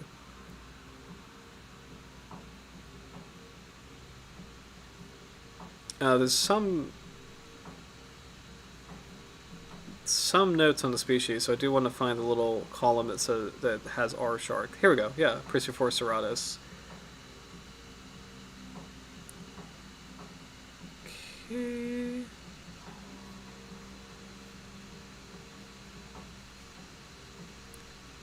The main threat to the longnose sawshark is from bycatch and fisheries with gill nets and demersal trawl nets. The number of... Oh, that's a bad typo. That's a bad typo. The number of sawfish caught are mostly through gill net fishery. That's a typo. It's very easy to make. It's very easy to do that mistake, but it's kind of sad to see this in a scientific paper where that's supposed to be saw shark, and that's just a typo there. So, sorry to call that out, but okay. All right, other graphs really quick. Oh, this one's interesting. Do want to read the abstract of this, and then I think we'll wrap up for tonight. But the first evidence of multiple paternity and hybridization in Australian saw sharks. I think this would be a good one to kind of round out for tonight. So, here we go. This is actually, this is a good one to end on. So, knowledge of saw shark reproductive biology is limited to general parameters such as reproductive mode and litter size. The mating system is currently unknown. The aim is to test for multiple paternity in the common, so Pristiophorus serratus, or longnose, and southern Pristiophorus nudipinus sawshark, and investigate the occurrence of hybridization between these two species. That's actually pretty interesting, because again, these are the two temperate ones, the two temperate Australian sawsharks. Methods: pup from a single litter of each species and an adult of the southern sawshark displayed mismatches in its morphology and mitochondrial DNA, were genotyped with nuclear single nucleotide polymorphisms, or I think you do say SNPs, SNPs, SNPs. Multiple paternity was assessed using pairwise relatedness, and SIBSHIP analysis and hybridization was examined using three approaches: principal component analysis, admixture analysis, and clustering of new hybrids. Key results: multiple paternity was detected in both species, with 2 males siring the 7-pup litter in P. serratus and 2 males siring the 2-pup litter in P. nudipinus. Hybridization between the two species is also confirmed, with the mismatched adult identified as a first-generation hybrid. Ooh, interesting. I don't think we've ever really seen hybrids before, as far as shark... Wait a minute. Did we... Well, no. Yeah, I don't think we've seen this before. I paused for a second because I thought there was a black tip. I think there's a famous case of hybrid sharks with black tip sharks, but it's been a while since I've reviewed that. But anyway, we've never really talked about hybrids before. So, as a refresher, a hybrid is two species that... or like the offspring of two different species that is viable, it's alive, but it's not really like, hybrids are not really successful, and I think there's some aspects of hybridism that, like, let's Wikipedia this really quick, because famously, the most famous hybrid, and this is, I'm going to sound like ridiculous by saying this, but a liger is a very famous hybrid. I know Napoleon Dynamite talks about ligers, and it's not a mythical thing; it's a real thing. It's very rare, but hybrids, if I remember correctly, hybrids do not reproduce or can't reproduce. But let's just make sure we got this right. So, hybrid biology. In biology, a hybrid is the offspring resulting from combining the qualities of two organisms of different varieties, species, or genera through sexual reproduction.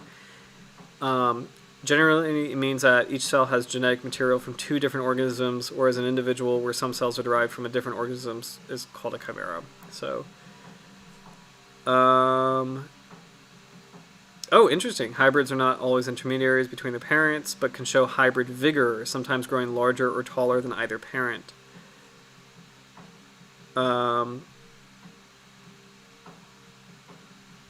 Species are reproductively isolated by strong barriers to hybridization, which include genetic and morphological differences, differing times of fertility, mating behavior and cues, physiological rejection of sperm cells or developing embryo.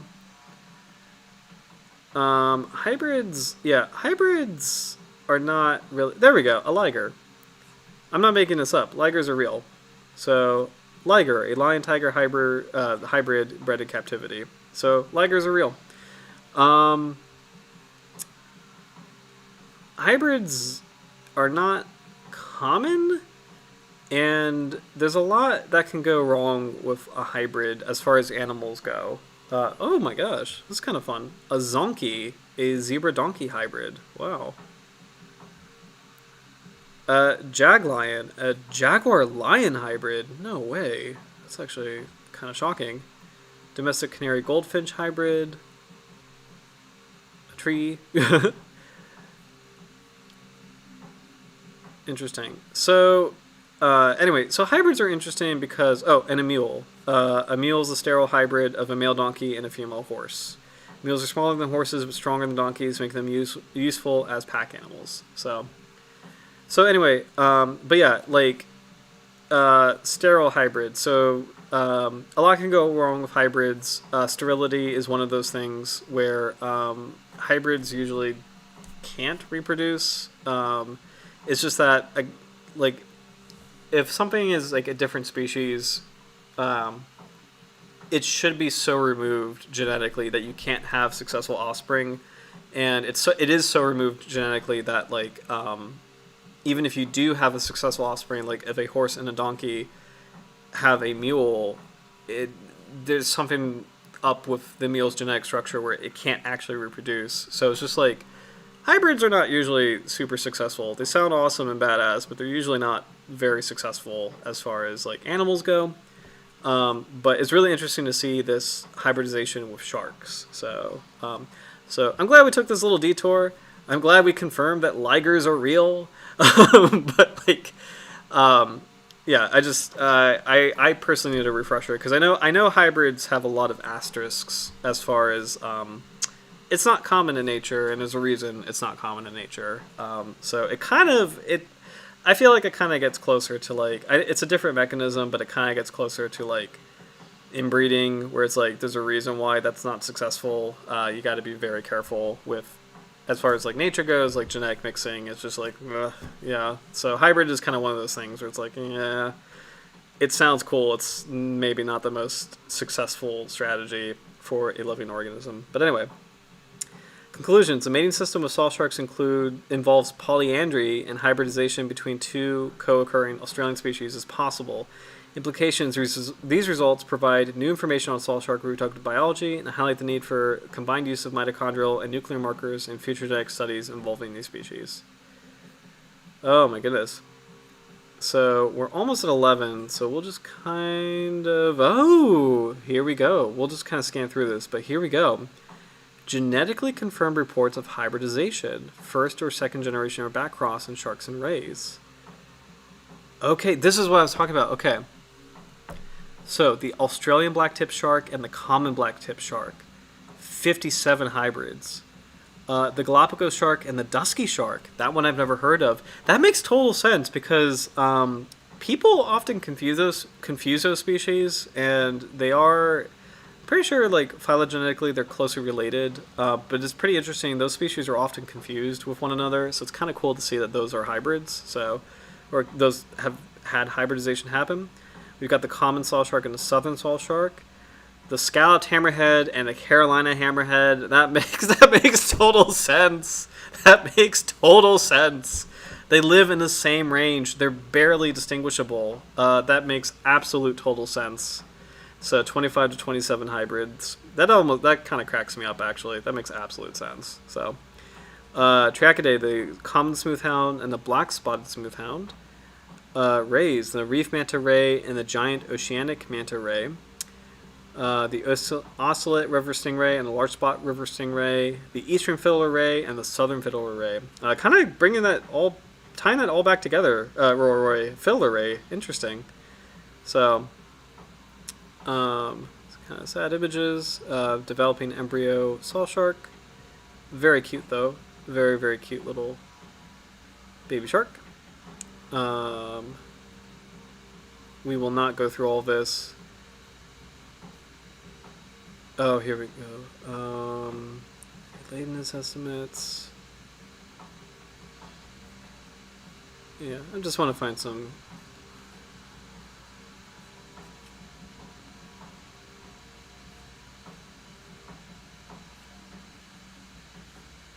Yeah, I don't think we have enough time to go through all this. It's a very interesting study, but let's just see the conclusions really quick. Study has shown that Pristiophorus serratus and Pristiophorus nudipinus exhibit multiple paternity, and that hybridization between the two species can result in viable hybrids that can survive to reproductive maturity.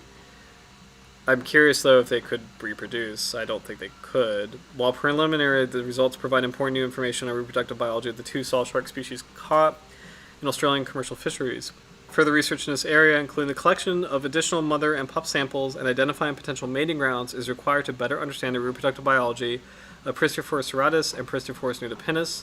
Also, the combined use of mitochondrial and nuclear DNA markers in future molecular studies on these sawsharks will be necessary to ensure that specimens are correctly identified to species and any potential hybrids are detected. Really cool. Very interesting. I really appreciate the table of other shark hybrids. And again, the Carolina hammerhead and scalloped hammerhead, that just cracks me up because it's like, man, those two are so similar. They're so similar to each other. So that's pretty wild. So, but yeah, I think with that, let me just catch up on the comments. We're definitely going to wrap up soon, but this is cool. Here we go. Let's see. Researching hybrids would have been a really cool live stream. Yeah, a hybrid stream would be cool. I am claiming the shark stream, the shark study party stream, but I happily pass a torch to the hybrid stream. Whoever wants to do a hybrid stream, go for it. It's not really my field of study, but it would be really cool because there's probably quite a few groups of animals that would do hybrid stuff or like have hybridization occur. So, oh my gosh, a manta ray and a great white shark. Oh my gosh, that's hilarious. So, oh my gosh, well guys, this was an awesome stream. Way above and beyond what I was expecting. This is a really cool species in its own right. But like all the stuff that we got to see tonight, from new fossil sharks to hybridization, it was just really cool. So, Quackers, again, welcome. It's really cool to see you join the chat. We had a really fun, active chat tonight too. So, it's just great to see you guys, and just like this one was awesome. So, actually, probably one of the best for the new year. I think the Longnose Sawshark has been a cool gateway shark to like a lot of really cool aspects of just marine biology, marine science, just biology in general. So. But yeah, thank you guys so much for watching. It was great to see you. I hope you have a great rest of your week. We'll reconvene next week for the horn shark. But until then, just take care, guys. And yeah, just have a great week. See you soon. Bye.